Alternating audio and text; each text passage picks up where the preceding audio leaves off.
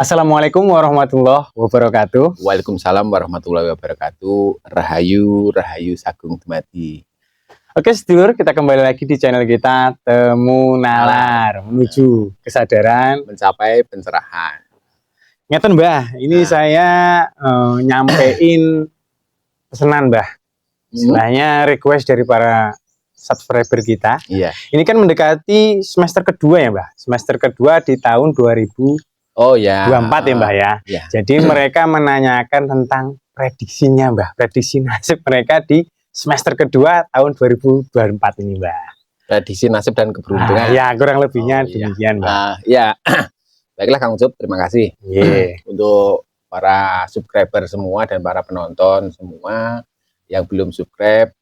Kami mohon untuk subscribe-nya. Pastikan subscribe dulu. Agar kita berkembang dengan baik. Kita tambah semangat ya Mbak. Tambah semangat. Iya. Terus ini Kang Ucup. Iya Mbak. Kalau bicara masalah prediksi nasib itu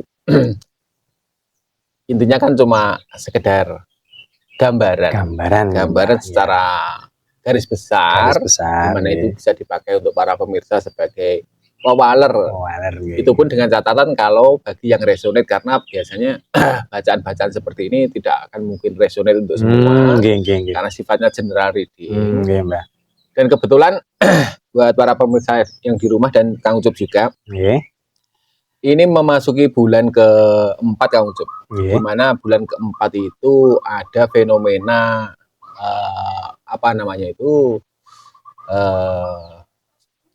fenomena alam berupa gerhana matahari Kang Ucup. Oh, gerhana matahari Mbah.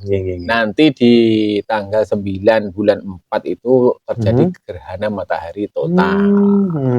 Yang jelas astrologi juga mempengaruhi terhadap bagaimana kehidupan manusianya itu sendiri. Jadi salah satu yang dipakai oleh leluhur kita dulu adalah juga ilmu palintangan. Atau dalam istilah Jawa sekarang, istilah modern sekarang dinamakan astrologi. Oh, jadi fenomena alam itu berpengaruh. Jadi itu juga bisa dijadikan untuk patokan perjalanan manusianya itu ke depan, itu baik secara personal, secara keluarga, kelompok, maupun bahkan untuk hal-hal yang lebih besar secara global seperti halnya bernegara. Apalagi kalau sekarang di Indonesia lagi kondisinya hit-hitnya tentang pemilihan presiden. Apakah juga itu resonate dengan masalah adanya fenomena gerhana matahari total itu, Kang Ucup? Mari kita kupas sedikit demi sedikit, Yang jelas gerhana matahari itu yang akan terjadi nanti di tanggal 9 April Kang Ucup itu berpengaruh sekali di masalah karakter tentang pemutusan hubungan. Satu, pemutusan hubungan. Dua, penyesalan tentang masa lalu. Ketiga, tentang penghakiman. Jadi memang itu pengaruh dari gerhana matahari itu memberikan efek secara otomatis dari semesta Kang Ucup, yang berupa pemutusan hubungan atau relasi. Biasanya itu akan merefresh atau meregenerasi satu hubungan yang selama ini mungkin dari sederek sedoyo punya hubungan-hubungan yang toksik. Itu biasanya di sini alam akan menyeleksi, untuk memberikan satu kepastian atau penghakiman atau keadilan. Jadi selama ini hubungan Anda toksik, bagi yang selalu berada di posisi tertekan, juga itu hubungan itu pada akhirnya akan berakhir sendiri. Terus seperti oposisi dan pemerintah yang pada akhirnya di situ juga sing awale mungkin terlalu keras untuk bertabrakan, pada akhirnya juga akan rujuk. Itu juga dipengaruhi oleh astrologi juga, oleh fenomena-fenomena alam. Sementara terus di sisi lain ada penghakiman atau justice di situ. Nah, penghakiman itu penghakiman untuk apa? Penghakiman untuk setiap perbuatan dari manusianya itu sendiri atau makhluk-makhluk itu sendiri, yang pada akhirnya di situ akan mendapatkan satu pengadilan. Jadi ini bisa juga disebut dengan masa-masa pembayaran karma juga bisa. Nah, fenomena-fenomena itu berpengaruh di kehidupan manusia, di mana selama bulan April mungkin pas waktu terjadinya pasca terjadinya gerhana itu akan berpengaruh di tingkat stres, depresi, terus kalut, kesal. Orang namanya mau terjadi perubahan kan, kalau sing perubahan dari buruk ke baik juga pasti terjadi satu ketegangan. Pastinya, Mbak. Begitu juga sebaliknya kan. Jadi buat para sedulur-sedaya, jangan heran kalau di fase-fase selama bulan mungkin memasuki bulan keempat bahkan sampai nanti mau memasuki bulan kelima, bulan Mei itu kondisi psikologis dari kebanyakan dari para sahabat semua, para penonton dan subscriber kita semua khususnya itu akan terjadi satu tekanan yang luar biasa. Itu saya kira dialami oleh sebagian banyak penduduk bumi, sebagian banyak manusia, karena itu pengaruh dari lintasan peristiwa semesta itu, Kang Ucep. Jadi, apalagi yang kemarin sebelumnya di bulan Maret itu kan terjadi gerhana bulan juga. Gerhana bulan itu juga berpengaruh. Pada waktu gerhana bulan di bulan Maret kemarin itu, jadi yang paling menonjol di sini adalah satu siklus terjadinya perang keakuan.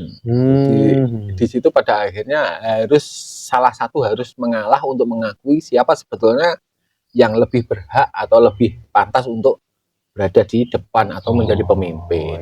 Seperti itu. Makanya di bulan Maret kemarin pas kontestasi Pilpres itu kan pada akhirnya diakui atau tidak diakui, kenyataannya memang perolehan suara juga ketimpangannya sangat luar biasa.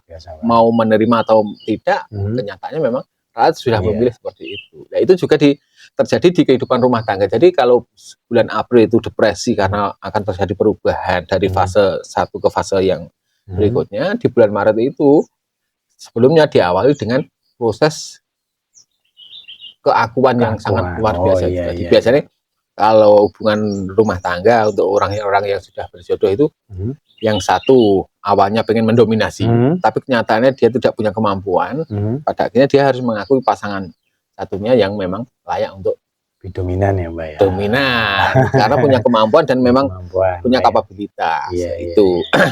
Terus nanti memasuki di bulan Mei, Kang Ucok, awal bulan Mei itu fasenya pasca gerhana matahari itu sudah berakhir, masuklah fase-fase di mana terjadinya sumber kenyamanan. Sumber kenyamanan, terus fase-fase pembelajaran, fase-fase pembimbingan, pendampingan itu sih. Jadi apa itu? Aura atau efek yang terjadi dari fenomena gerhana matahari itu seperti itu. Jadi nanti mulai bulan Mei mungkin akan banyak orang-orang yang merasa lega, plong, dan menemukan sebuah kebijaksanaan baru. Nah, ini tentunya yang Kang Ucup tanyakan bahwa bagaimana nasib dan keberuntungan para teman-teman semua kan di situ. Jadi itu. Jadi perlu saya ingatkan bahwa ini hanya sekedar prediksi yang sifatnya tidak mutlak, karena sesuatu yang mutlak hanya dimiliki oleh Sang Penguasa Alam, Allah Subhanahu wa Ta'ala. Monggo disikapi secara bijak, bagi yang resonate dipergunakan sebagai pakem dalam menghadapi kehidupan, bagi yang tidak resonate abaikan, berarti bacaan ini bukan untuk Anda. Kan sebagai sekedar hiburan ya, Mbak. Iya, betul. Oke, selanjutnya yang mau ditanyakan? Untuk kesempatan kali ini, Mbak, mohon diudarkan prediksi nasib para sedulur kita Selasa Pon di semester kedua tahun 2024 ini, Mbak. Monggo, Mbak. Terima kasih Kang Ucup. Selasa Pon, Selasa itu 3, Pon itu 7. Jadi gungguin Sabtu 10. Mbak. Gambarannya untuk para teman-teman Selasa Pon itu seperti ini, Kang Ucup. Jadi di fase-fase sebelumnya atau bahkan jauh di tahun-tahun sebelumnya, Selasa Pon itu sudah mengalami banyak sekali ibaratnya pahit getirnya kehidupan. Grafik naik turunnya kehidupan, bahkan kehidupan Selasa Pon di fase-fase sebelumnya itu memang seperti roller coaster, sing pada akhirnya akan mengantarkan satu pemikiran dan kebijaksanaan kepada si Selasa Pon itu sendiri, bahwa kehidupan ini ternyata tidak ada yang harus diperjuangkan mati-matian, tidak ada yang harus dipertahankan mati-matian. Jadi Selasa Pon mengalami fase pada pencapaian penerimaan akan kehidupan itu sendiri. Hmm. Dan ini sebetulnya luar biasa, bahkan Hmm. banyak orang di luar sana sing pengen mendapatkan satu pencapaian seperti itu. Ini seperti orang tercerahkan. Hmm. Jadi prinsipnya orang Selosopon pada hari ini mungkin seperti ini, Kang. Yang penting sehat, yang penting waras, yang penting keluarga rukun, Terwimo lah Mbak. yang penting anak-anak sehat, perkara liyane gampang, istilahnya. Perkara rezeki bisa dicari, perkara itu ternyata justru membawa satu efek positif dan vibrasi-vibrasi positif yang ditangkap oleh semesta, yang pada akhirnya akan semesta itu akan bereaksi memberikan satu anugerah kehidupan yang luar biasa. Jadi kalau bicara masa lalu Selosopon itu mungkin kalau diceritakan sangat luar biasa sekali dan tidak cukup waktu berjam-jam mungkin kisah Selosopon. Tapi hari ini ternyata dia berada pada satu tantaran kebijaksanaan yang luar biasa. Di semester kedua tahun 2024 ini, kalau masalah target, nasib dan keberuntungan, saya kira orang-orang Selosopon mulai saat ini adalah orang-orang yang tidak pernah mentargetkan akan kehidupannya sendiri. Tapi dia lebih berfokus bagaimana yang penting ya kuwi mau gampangane gambarane sing penting sehat, sing penting waras, keluarga ya tentrem, anak-anak ya sehat gitu. Perkara lainnya gampang ya. Dia akan menjalani seperti go with the flow, mengalir saja. Itu yang akan membuat si Selosopon ini justru luar biasa dalam menjalani kehidupan baik di semester kedua 2024 ataupun kehidupan di masa mendatang. Saya kira cukup, Kang Ucup. Oke, sedulur yang punya weton Selosopon, demikian penjabaran powder dari Mbah Cat. Semoga bisa digunakan untuk perjalanan kesuksesan Anda di semester kedua 2024 ini. Dan apabila dalam menyampaikan kami ada hal yang kurang berkenan, kami mohon maaf. Kita cukupkan ya Mbah. Ya. Kita akhiri. Assalamualaikum warahmatullahi wabarakatuh. Waalaikumsalam warahmatullahi wabarakatuh. Rahayu, rahayu sagung dumadi.